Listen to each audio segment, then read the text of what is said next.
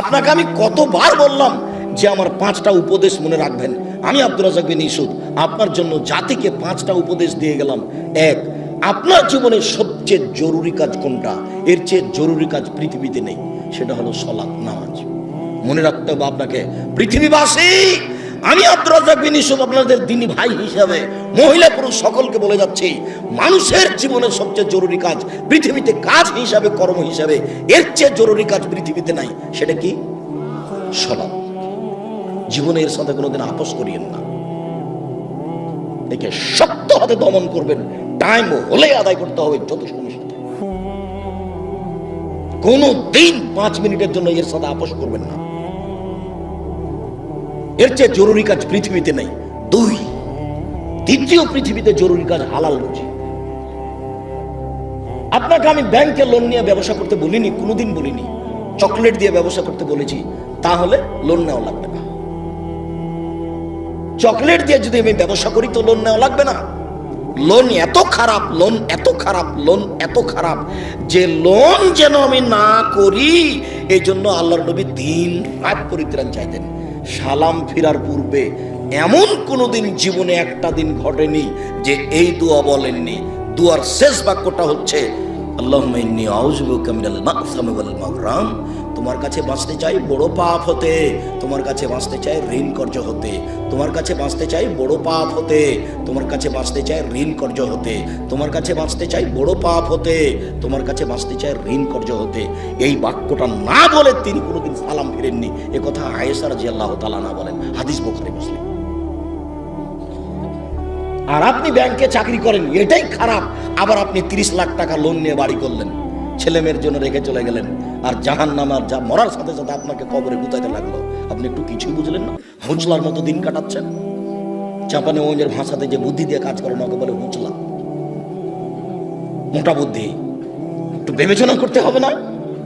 এমনি তো বোকামির পরিচয় ব্যাংকে চাকরি করতে গেছেন। আমি তো বলেছি এই বাংলাদেশের মাটিতে এমন কোন ব্যাংকিং ব্যবস্থা নাই, এমন কোন ব্যাংক নাই যেখানে চাকরি যায়। দেখি কোন মায়ের বেটা প্রমাণ করতে পারে? ব্যাংকে টাকা রাখা আর ব্যাংকে চাকরি করা দুটো এক নয়। সম্মানিত দিনী ভাই বোন, মানুষের জীবনে সবচেয়ে জরুরি কাজ হালাল রুজি। শ্বশুরের কাছে টাকা নিয়ে জীবিকা নির্বাহ করবেন না, ও কথা পুনরায় বলা লাগবে না। শতবার বলেছি যে যৌতুকের টাকা দিয়ে চাউল কিনে ভাত খেয়ে ইবাদত কবুল হবে না। ভিক্ষা করার টাকা দিয়ে চাউল কিনে ভাত খেয়ে ইবাদত কবুল হবে। আমি ভিক্ষা করবো কেন? আমার গায়ে শক্তি আছে, কাজ করে খেতে পারি। তবুও ভিক্ষা করার টাকা দিয়ে চাউল কিনে ভাত খেয়ে ইবাদত কবুল হবে। যৌতুকের টাকা দিয়ে ভাত খেয়ে ইবাদত কবুল হবে না। চাউল কিনে ভাত খেয়ে ইবাদত কবুল হবে না। ওটা হারাম টাকা। যৌতুক শ্বশুরকে ফেরত দিতে হবে, ওটা ভুলে গেছে। আর আগামীকাল সন্ধ্যা হতে হতে, এই ছেলে, তোমাকে বলেছি শতবার, তোমার বাপ যেন তোমার ফুফুকে জমি ফেরত দেয়, হিসাব করে ভাগ করে দেয়। আগামীকাল সন্ধ্যা হতে হতে আপনি বোনের জমি দিয়ে দিবেন। আপনার বাপ মরা 10 বছর হলো। বোনের জমি মানে পরের জমি। পরের জমি খান কেন? শরম হয় না? আপনার ভাগ্য আল্লাহ লিখে দেননি? বাপ মারা গেছে, আপনি জমির ভাগ নেবেন, আপনার বোন জমির ভাগ নেবে। আপনি নেবেন সকালে আর আপনার বোন নেবেন বিকালে, এরকম কথা কি না? একসাথে। তা আজ পর্যন্ত জমি আপনার কাছে কেন? আপনাদের 4 ঘাট কোন দিক থেকে একটা লোক গেছে আমার কাছে, তো বলছে আমি অংশ বন্টনের উপরে ডক্টরেট ডিগ্রি করব, সেই জন্য আপনার কাছে এসেছি। কি করবেন? কি বলে আপনাকে কিছু জিজ্ঞাসা করবো। প্রথমে বলছে আপনার আমি পরীক্ষা নিব। আমারই পরীক্ষা নেবেন? আচ্ছা ভালো, কি জিজ্ঞাসা করবেন করেন তো। তো কিছু মাসলা জিজ্ঞাসা করবো এই ফারাইজ সম্পর্কে। করার পরে বলছেন আমাকে এটাই মনে হয় আমার পরীক্ষা। সেটা হলো এই, আপনার বাপ মারা গেছে না বেঁচে আছেন? মারা গেছেন। কতদিন হলো? এতদিন। তো আপনার জমি জায়গার খবর কি? আমি বললাম যে আমার বাপকে মাটি দিয়ে এসে আগে জমি ভাগ করেছি, তারপরে খাওয়া দাওয়া। খাওয়ার আমরা আগে খাইনি, আগে জমি ভাগ করেছি তারপরে খাওয়া। যদিও জমি আমি একটু চিনি, আমার ছোট ভাই চিনি না। আমরা কোনোদিন জমিতেই যাইনি। আমার আব্বা একজন ছোট কৃষক ছিলেন, 20-25 বিঘা জমি রাখতেন। যখন পশ্চিমে থাকতাম তখন বলতো ধান বিক্রি এত টাকা, কালাই বিক্রি এত টাকা, সরিষা বিক্রি এত টাকা, পেঁয়াজ বিক্রি এত টাকা, মোট 1000 টাকা পাঠালাম। তখন আমি ভাবতাম যে আমার আব্বাকে 1000 টাকা সংগ্রহ করতে অনেক পরিশ্রম করতে হয়েছে। ওই কথা আমার এখনো দিনের মতো মনে পড়ে। আমার আব্বা আমাকে বলতেন যে আমি যতদিন বেঁচে আছি ততদিন তোমাকে জমিতে যেতে হবে না, কোনো কাজ করতে হবে না, যদি কাজ করে খেতে হয় তাহলে আমার মরার পরে। আমার এই বাপের আমার এই বাক্যটা আমি ভুলতে পারি না, যে তোমরা যদি কাজ করে খাওয়াই লাগে তা আমার পরে খাও, আমি যতদিন আছি তোমরা ততদিন এই জমি জায়গাতে চাই না। শুকরিয়া, জাযাকুমুল্লাহ খাইর। যেটা বলছিলাম হালাল রুজি, 3 কোরআন তেলাওয়াত, 24 ঘন্টায় একবার কোরআন মাজিদ তেলাওয়াত করবেনই, করতেই হবে, নাহলে কোরআন বিপক্ষে চলে যাবে। বেশি না পড়লো কি বলেছি সূরা ইখলাস 3 বার পড়েন, একবার কোরআন মাজিদ পড়ার সময় নাকি হয়, কেন পড়েননি? আজকে বলেন তো যে আমি পড়েছি, বলেন এই ছেলে তুমি লাভ দিয়ে বলো যে আমি পড়েছি, একটু হিসাব হয় না কেন? কেন পড়তে পারেন না? কেন পড়তে পারেন না? কি আছে সমস্যা যে পড়তে পারেন না? কেন পড়বেন না? সূরা ইখলাসটা আপনি 3 বার কেন পড়বেন না? নিজেকে মানুষ মনে করেন না? নিজেকে গরু ছাগল মনে করেন? বুঝেও বুঝে না ওরা চক্ষু, বুঝেও বুঝে না ওরা অন্তর আছে বুঝে না, দেখেও দেখে না ওরা চক্ষু আছে দেখে না, শোনেও শোনে না ওরা কান আছে শোনে না। উলাইকা কাল আনাম, তারা পশু প্রাণীর মতো, তারা গরু ছাগলের মতো, তারা কুকুর শ্রীগেলের মতো, ভালো হওয়া যাল বরং তার চেয়ে খারাপ। নিজেকে গরু ছাগল মনে করেন, পশু প্রাণী মনে করেন, কেন আপনি পড়েননি কোরআন মাজিদ? আজকে অন্তত সূরা ইখলাসটা কেন পড়েননি? এটা হলো 4 নম্বর। 1 সালাত, 2 রুজি, 3 কোরআন তেলাওয়াত, 4 দুইজন যেখানে বসে আছে সেখানে বসবেন না। ওখানে বসে ওরা একজনের বদনাম করছিল, আপনি গিয়ে যদি বলেন হ্যাঁ ঠিক বলেছিস আসলেও খারাপ, এখন কি হবে? তাহাজ্জুদ সারা জীবনে যা পড়েছেন ওইটা যদি এক পাল্লায় দেওয়া হয়, আর ঠিক বলেছিস আসলেও খারাপ এই বাক্য যদি এক পাল্লাতে দেওয়া হয়, পুরো জীবনের তাহাজ্জুদ হারিয়ে যাবে। আপনি বলতে পারেন, বুঝতে পারেন ল্যাংটা মেয়েকে দেখছি আর গল্প জমাচ্ছে, এটা কত বড় খারাপ, আর মানুষের বদনাম কানে শুনছে, এটা কত বড় খারাপ, আপনাকে আমি বুঝাতে পারি না। 4 জন যেখানে, 2 জন যেখানে বসে আছে সেখানে বসবেন না। 5 ছেলে মেয়ে স্ত্রীর উপরে হন কঠোর, খুব কঠোর, চোখ যেভাবে ঘুরে বউ সেভাবে চলে, তার নাম ক্ষমতা। আহাল পরিবারের উপরে খুব কঠোর হতে হবে, শক্ত হাতে পরিবারকে দমন করতে হবে, নইলে তাহাজ্জুদে আপনি টিকতে পারবেন না। শেষে দেখা যায় বেটির কারণে বইয়ের কারণে জাহান্নাম হয়ে গেছে। শতদিন বলেছি, আল্লাহ নবী বলছেন 3 শ্রেণীর মানুষ জাহান্নামে যাবে। তার 1 শ্রেণীর মানুষ হচ্ছে মধুমিনুল খামর, যারা নিয়মিত বিড়ি তামাক জর্দা সিগারেট গুল নেশাদার দ্রব্য খায় পান করে, তারা জাহান্নামে যাবে। একটা ছেলে বলছে, আব্দুল রাজাক সাহেব আপনি যে বিড়ি সিগারেট সব সময় বলেন, তো বিড়ি সিগারেট হারাম তার দলিল কোথায়? তো দলিল সরাসরি আছে, আল্লাহ রাসূল বলছেন মাসকারা কাসিরুহু ফাকালিলুহু হারাম।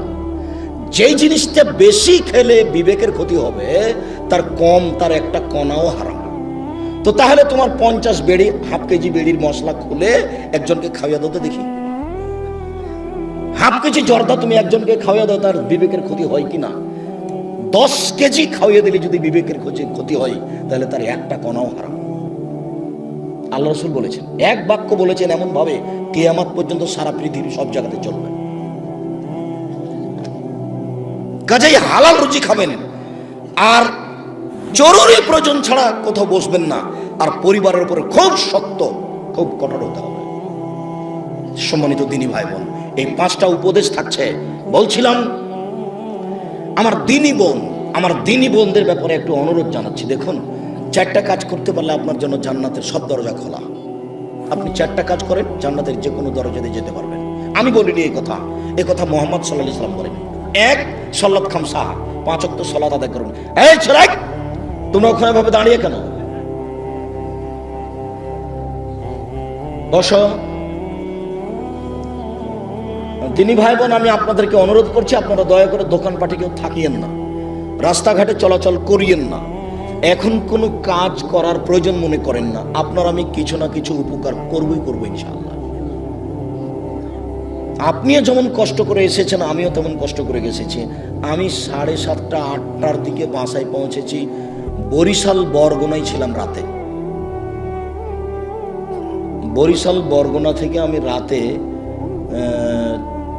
বক্তব্যের পরে যাত্রা আরম্ভ করে সকাল 8টার দিকে আমি প্রতিষ্ঠানে পৌঁছেছি।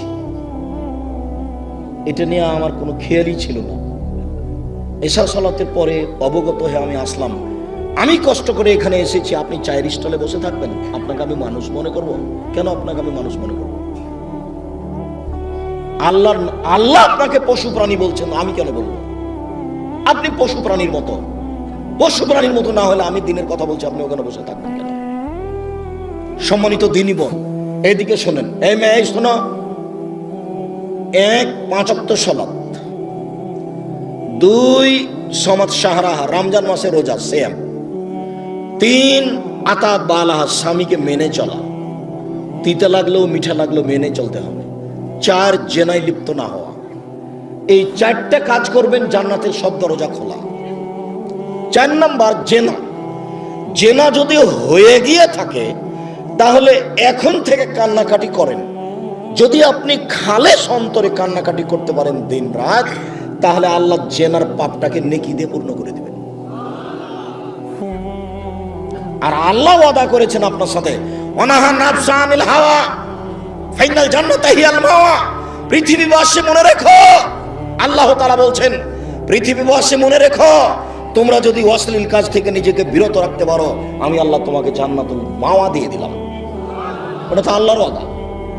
আপনি অশ্লীল কাজ বন্ধ করেন, জান্নাতুল মাওয়া আপনার জন্য প্রস্তুত আছে। এটা মানুষে বলেননি, এটা নবী বলেননি, এটা সরাসরি আল্লাহ বলছেন। অতএব যদি কারো জেনা হয়ে গিয়ে থাকে, বন্ধ করেন, আপনি ভালোর মধ্যে চলে যাবেন। স্বামীর সাথে ভালোভাবেই চলতে হবে।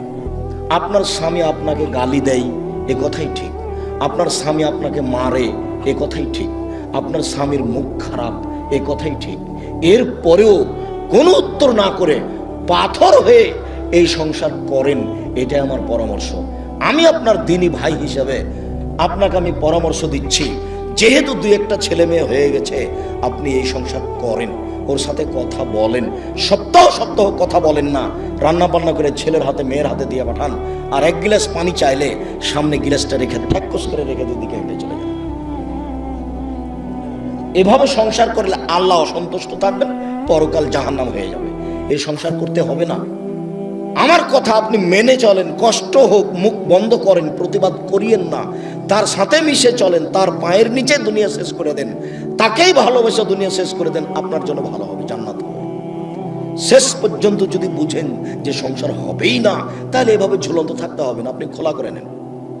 যে কোনো মহিলা যে কোনো স্বামীর সাথে খোলা করতে পারে, যে আপনার সাথে থাকবো না, চেয়ারম্যান সাহেবরা ঠিক করে দেন, কাজী সাহেব ঠিক করে দেন, আমাকে একটা খোলা তালাক দিয়ে দেন, আমি আমার স্বামীর ভাত খাবো না। আপনি করেন, 1 মাস পরে অন্য জায়গাতে বিবাহ বসেন, কিন্তু ঝুলন্ত অবস্থায় ভাবে থাকিয়েন না। মাস মাস বছর বছর স্বামীর সাথে কথা বলবেন না, এটা ঠিক নয়। কষ্ট করে, গালি সহ্য করে, মায়ের সহ্য করে আপনি চুপচাপ থেকে সংসার মেনে নেন, আপনার জন্য ভালো হবে। যদি শেষ পর্যন্ত বুঝেন যে হবেই না, তাহলে 7 দিন পার করতে হবে না, সংসার বাদ দেন। 4টা কাজ করেন, জান্নাতের সব দরজা খোলা। আপনার জন্য আপাতত কথা শেষ। আপনি আমার দিনই বোন। 1 5 ওয়াক্ত সালাত, 2 রমজান মাসে রোজা, 3 স্বামীকে মেনে চলা, 4 জেনায় লিপ্ত না হওয়া। জেনা যদি ঘটেই থাকে তাহলে মরা পর্যন্ত কান্নাকাটি করেন, যা পাপ হয়েছে সেটা আল্লাহ নেকিতে পূর্ণ করে দিবেন ইনশাআল্লাহ।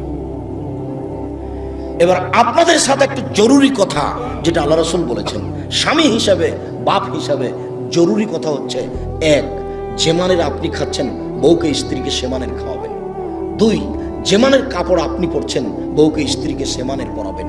3 কখনো কটু কথা বলবেন না। স্ত্রীকে কটু কথা বলা নিষেধ, গালি দেওয়া নিষেধ, নিন্দা করা নিষেধ। শ্বশুর শাশুড়ির ব্যাপারে মন্তব্য ভুলেও কোনোদিন ঘুমের ঘরও করবেন না।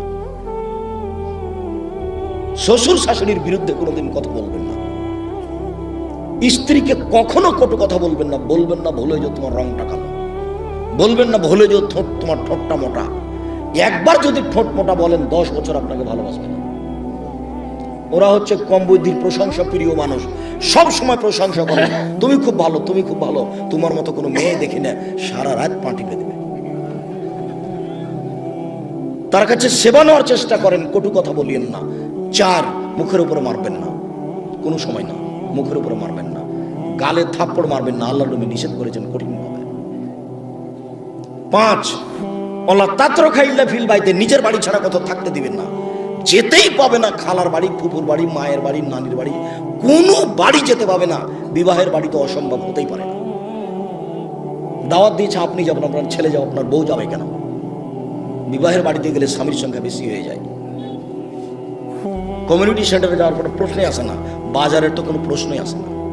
পুরুষের পরিচয় দিবেন কই? আমরা তো কোনোদিন বাজারে যাই না, আমরা তো বেঁচে আছি দুনিয়াতে।